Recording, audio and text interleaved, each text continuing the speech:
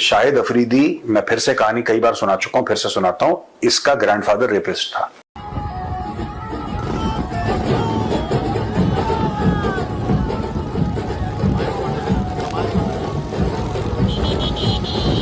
जो भारत ने कहा कि हमने हमले किए, उसका उन्होंने पूरा एविडेंस पेश किया कि फलां फलां जगह पे हमले हुए, ये उसके इमेजेस हैं, ये उसके एविडेंस है, ये है। जो पाकिस्तान की तरफ से हमले किए गए, शायद जरा जल्दी में फैसला हुआ, शायद इसलिए इनके पास वो इमेजरी नहीं है। उसने पाकिस्तान के अंदर आगे टारगेट किया है और उन्होंने कामयाब हमला किया। अब शहबाज शरीफ की ये आदत है कि ये जब भी नाकाम होते हैं ना, ये मुबारकबाद दे देते हैं। ये किसी की जीत रही है, पाकिस्तान की बिल्कुल कोई जीत रही है। पाकिस्तान के पानी बंद है, पाकिस्तान की बुंड भी बंद है, सब कुछ बंद है। पाकिस्तान में फर्स्ट किस्म की पॉवर्टी है। जाफर एक्सप्रेस का बदतरीन इंसिडेंट पाकिस्तान के अंदर होता है, इंटेलिजेंस की बदतरीन फेलियर होती है और ये आदमी बाद में ऑपरेशन के बाद मुबारकबाद दे रहा होता है। जो लॉसेस उस तरफ से आते हैं, लाइफ लॉसेस जो आते हैं, वो सिविलियंस और मिलिट्री मिला के टोटल 5 आते हैं। अगर हम अपनी तरफ देखें पाकिस्तान के अंदर, तो दर्जनों लोग जो हैं वो इन हमलों में मारे गए, आप यकीन। Pakistan Army Chief Asim Munir was forced by the Indian Army and the Indian Air Force and the Indian security establishment to hide in a bunker. What an embarrassment coming in. मैं आपको थोड़ी सी एक तारीफ करना चाहता हूँ, बताना चाहता हूँ, जहाँ पर इन्होंने रात को जिस शख्सियत के मकान पर इंडिया ने जो हमला किया है, 2 जगहों पर उसने हमला किया। एक उसने मौलाना मसूद अजहर, जो एक जिहादी कमांडर है, जो जैश मोहम्मद के सरबराह हैं, उनके घर पे इन्होंने हमला किया। उसकी फैमिली के 12 लोग शहीद हो गए। Pakistan can continue living in denial, but the reality on ground has clearly rattled Rawalpindi.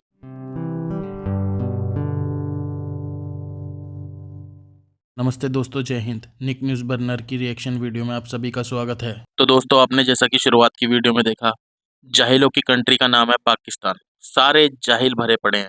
दोस्तों, ये जो जंग हुई है भारत पाकिस्तान की, इसमें पाकिस्तान बहुत ही ज़्यादा बुरी तरह से हारा है। दोस्तों, 11 इनके एयरबेस को तबाह कर दिया भारत ने। फिर भी ये दोस्तों, इनके प्राइम मिनिस्टर टीवी पर आकर सबको बधाई दे रहे हैं जंग जीतने की। शाहिद अफरीदी, जो जाहिल का बच्चा है, वो सड़कों पे मार्च यात्रा कर रहे हैं जंग जीतने की वजह से। दोस्तों, ये किस तरह की जंग जीते हैं पता नहीं। 140 लोग इनके आतंकी मर चुके हैं, इनके 40 आर्मी के लोग मर चुके हैं, उसके बाद भी ये जश्न मना रहे हैं। ये इस तरह के जाहिल लोग हैं। दोस्तों, ये तो सहमति के लिए भारत मान गया, नहीं तो कुछ दिन में पीओके भी हाथ में आ जाता और पाकिस्तान को भी शमशान बना देता। यह हालत थी पाकिस्तान की और ये लोग बधाई देते फिर रहे हैं। इतने बड़े जाहिल हैं। दोस्तों, नेस तो नाबूद हो जाता पाकिस्तान, जो इसने हरकत करी थी पाकिस्तान ने।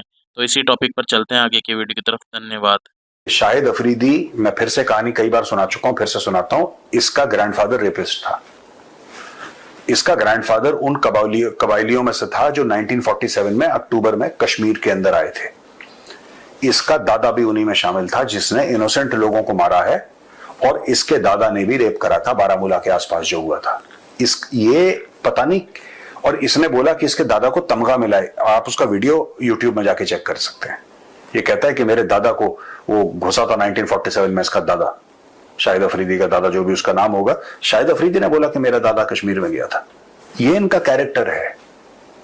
इनके बड़े बुजुर्ग रेपिस्ट हैं, इनके बड़े बुजुर्ग डकैत लुटेरे हैं, तभी तो इनकी मिसाइल का नाम गौरी गजनवी। ये देखिए, आप पाकिस्तानी कौम का कैरेक्टर समझिए। मैं शिखर धवन जी को ये बता रहा हूं भाई, ऐसा है पाकिस्तानी कौम में जो रेपिस्ट है, जो डकैत है, जो लूटता है, वो कौमी हीरो है। उसको खुदा का स्टेटस है, उसको खुदा का स्टेटस है। उसको रब बना के रखते हैं कि यार ये देखो इसने लूटा था। वो कोई लिख रहा था इंटरनेट पे, मैंने देखा कि ये आया ना गजनी सोमनाथ का मंदिर लूटने के लिए, तो इसने बोला कि वहां पे तो मूर्तियां हैं, मैं मूर्ति तोड़ने आया हूं। ये अफगानिस्तान से तो आया था, ये मूर्ति तोड़ने आया। तो वो बंदा कहता है कि हजारों साल से वहां पे बुद्धा के बामिया के स्टैचू थे, इसने वो नहीं तोड़े। बामिया में नहीं, बुद्धिस्ट जो बाद में तालिबान ने तोड़ दिए थे फर्स्ट रजीम में अपने पहले ना, तालिबान ने आई थिंक अर्ली 90s में जो तोड़े थे स्टैचूज। मुझे ये बात समझ में नहीं आई कि जहां का रहने वाला, उसके बगल में बुत हैं, बड़े बड़े मूर्तियां हैं, बुद्ध भगवान की मूर्ति है, राइट? उसका ध्यान उधर नहीं गया, उसका ध्यान गया सोमनाथ कितने हजारों किलोमीटर दूर है, सोमनाथ इज इन गुजरात, वो अफगानिस्तान से गुजरात आ गया और 17 बार केवल मूर्ति तोड़ने आया, वो भी एक ही मंदिर की। हाँ, वो ये कितना झूठ बोलते हैं यार, कितने मक्कार अजीब हराम का खाने वाले लोग हैं, ठीक है? आई थिंक ये जो कहते हैं ना कि हम गाय भैंस खाते हैं, असल में सुअर खाते हैं, ये गाय भैंस नहीं खाते हैं, ये बेसिकली सुअर के कबाब खाने वाली कौम है। एक बात बताओ, ये कैसे हो सकता है कि जिस बंदे को आप हीरो बना रहे हो, आपने एक बार भी ये चेक नहीं करा कि भाई तू लूटने क्यों आया? तेरे घर के पास मंदिर थे, तूने तब नहीं तोड़े क्योंकि वहां पे पैसे नहीं थे, ये पैसा सूंघ के आया। वो इनका हीरो है क्योंकि उसने डकैती करी, उसने जाके वापस ले गया अफगानिस्तान और वहां पे जो हिंदू औरतें थी उनको बेच दिया, बच्चों को इसने गुलाम बनाया। ऐसा आदमी पाकिस्तानी कौम का हीरो है, डकैत, चोर, रेपिस्ट। तभी तो इनको पसंद आते हैं इनके जनरल भी वैसी हैं। दैट इज वाई तो इनका जो कौम के हीरो हैं वो यही तो है। आप इनको समझाना, इनको प्रूफ देने का कोई मतलब नहीं है, ये सिर्फ भिगा के चप्पल, जूते भी मत मारो, जूते भी महंगे होते हैं, सस्ती रबड़ वाली होती है ना, हमारे टाइम पे 99 रुपए की आती थी बाटा की, बहुत पहले, अब पता नहीं कितने की आती है, पर जितने की भी आती है वो भिगा के इनके मुंह पे मारो। सवेरे उठ के पाकिस्तानी के मुंह पे 4 चप्पल, दोपहर को 4, शाम को 4, ये इनका एंटीबायोटिक का डोज है, तभी ठीक रहेंगे भैया, ये और ठीक नहीं हो सकते। अफरीदी ने हालांकि शिखर जी का जवाब भी दिया, उसने बोला कि छोड़ो जीत हार, आओ तुमको चाय पिलाते हैं। फैंटास्टिक, एक तो ये है फैंटास्टिक टी का जो इनको चढ़ा है बुखार, इनको कोई बुखार नहीं चढ़ा। देखो ये जो पाकिस्तानी कहते हैं ना टी इज फैंटास्टिक, ये कुछ नहीं, देखो हारी हुई कौम है, आधा मुल्क अपना हार गई, आधा मुल्क अपना हार गई, तब इस कौम को शर्म नहीं आई। कोई और होता ना चुल्लू भर पानी में डूब मरता, शर्म से डूब मरता कि यार इतनी जिल्लत के साथ जिंदा कोई नहीं रह पाएगा। इनका वजन बढ़ गया मुल्क टूटने के बाद, इनके गले मोटे हो गए, इनके पेट निकल आए। तो जिस कौम को ना, प्रोड्यूसर एक बात याद रखना, जिस कौम को हराम की खाने की आदत हो गई हो वो शाहिद अफरीदी जैसे बेटे ही पैदा करेगा, जिसको हराम का खाने की आदत हो गई हो। जो वो नमक हरामी ही करेगा, वो अच्छा इंसान नहीं बन सकता। अब छोटी बात बताता हूं, हम अक्सर कहते हैं, ये कहते हैं ना कि एक अभिनंदन को पकड़ा, हमने 93,000 पाकिस्तानी फौजियों को 3 साल खाना खिलाया बैठ के, 3 साल थे वो, हमने 3 साल उनको खाना खिलाया, दिन में 3 बार खाना खिलाया और 2 बार चाय पिलाई, ठीक है, करा।